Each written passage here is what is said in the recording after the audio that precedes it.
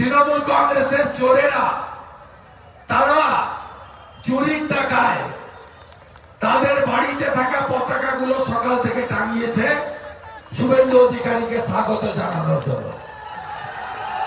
এর কারণ তারা জানেন যে শুভেন্দু অধিকারী 21 সালে মমতা ব্যানার্জিকে হারিয়েছিল। তারা প্রত্যেকে চায় এই পিসি ভাইপোর হাত থেকে আমরাও বাঁচি এবং মমতা ব্যানার্জিকে বিজেপি প্রাক্তন করবে, তাই তারা স্বাগত জানিয়েছে। এবং আমরা আসার সময় বিভিন্ন জায়গা থেকে, যেখান থেকে তোলামূল, তৃণমূলের নাম তো অনেক নাম আছে, কেউ চোরামূল বলে, কেউ মোল্লামূল বলে, কেউ তোলামূল বলে। এখানে একটা লোক আছে, তিনি নাকি শ্রমিক নেতা। যখন এখানে কাকলি ঘোষ দস্তিদাররা, চেয়ারম্যান সুনীল মুখার্জিরা, বালুবাবুর টিম গর্তে ঢুকিয়ে রেখেছিল তাপস দাশগুপ্তকে, তখন আমার হাত পা ধরত। তা আপনি জানেন আজকে সেই তোলামূলের ট্রেড ইউনিয়নের অফিস থেকে এই মিছিলকে আক্রমণ করার চেষ্টা হয়েছে। 10-12টা লোক নিয়ে 7-8 হাজার লোক মিছিলে আপনারা হেঁটেছেন। ফ্লাইওভারের মাথায় যখন মিছিল ওঠে তার শুরু আর শেষ কোনোটাই নেই।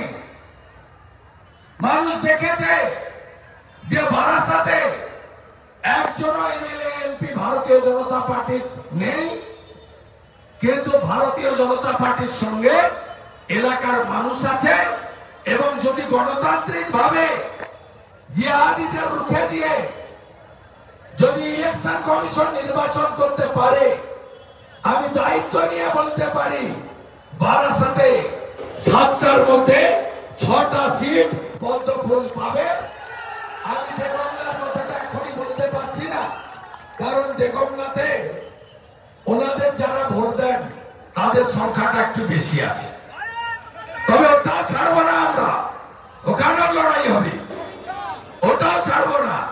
যদি সত্যিকারে বিহারের মতো এসআইআর হয়,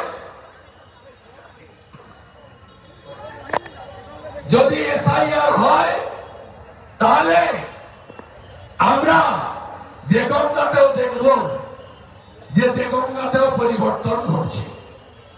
আমি আপনাদের কাছে বলি, পশ্চিমবঙ্গ ভারতীয় জনতা পার্টি বিরোধী দলনেতাকে নির্দেশ দিয়েছে যে তুমি রাজ্যের বিভিন্ন প্রান্তে গিয়ে সংগঠনকে সঙ্গে নিয়ে কন্যা সুরক্ষা, নারী সম্মান এই যাত্রা কর্মসূচি পালন করো।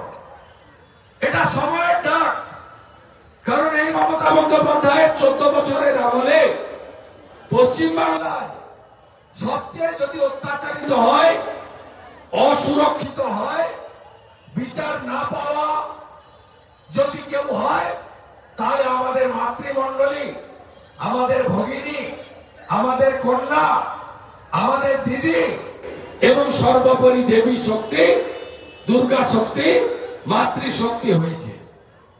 14 বছরে একটার পর একটা ঘটনা সব সভাতে আমি অল্প করে হলেও ছুঁয়ে যাই। কেন বলি? এই কন্যা সুরক্ষা যাত্রা বা নারী সম্মান যাত্রা মর্মার্থ জনগণের কাছে তুলে ধরার জন্য এই বাংলায় একজন মহিলা মুখ্যমন্ত্রী থাকা সত্ত্বেও পার্কস্ট্রিটের মতো ঘটনা ঘটে। উনি বলেন ছোট ঘটনা, উনি কাকদ্বীপের ঘটনাকে বলেন যে পুরো ধর্ষণ হলে 20,000, হাফ ধর্ষণ হলে 10,000 টাকা দেওয়া যেতেই পারে। এই মুখ্যমন্ত্রী বারাসাতে ছাত্রীকে ধর্ষণ করে, কলেজ ছাত্রীকে, যে জিহাদি বাহিনী খুন করেছিল, কামদুনি নামে খ্যাত বারাসাত কোর্ট যাদের ফাঁসির আদেশ দিয়েছিল, আজকে এই মুখ্যমন্ত্রী তার সিআইডি 15 জন হাইকোর্টে পিপি লয়ার চেঞ্জ করে তাদের ফাঁসির আদেশ থেকে মুক্ত করিয়েছেন। আমি গত বছর এসেছিলাম, আমাদের এই ভাই সম্পাদক, তার রক্ত ঝরেছিল। আজকে কামদুনিতে গেলে যারা ধর্ষণ করে ফাঁসির সাজা পেয়েছেন তাদের বাড়ির সামনে পুলিশের হাউস গার্ড দেখতে পাবেন, মমতা পুলিশ বসে আছে।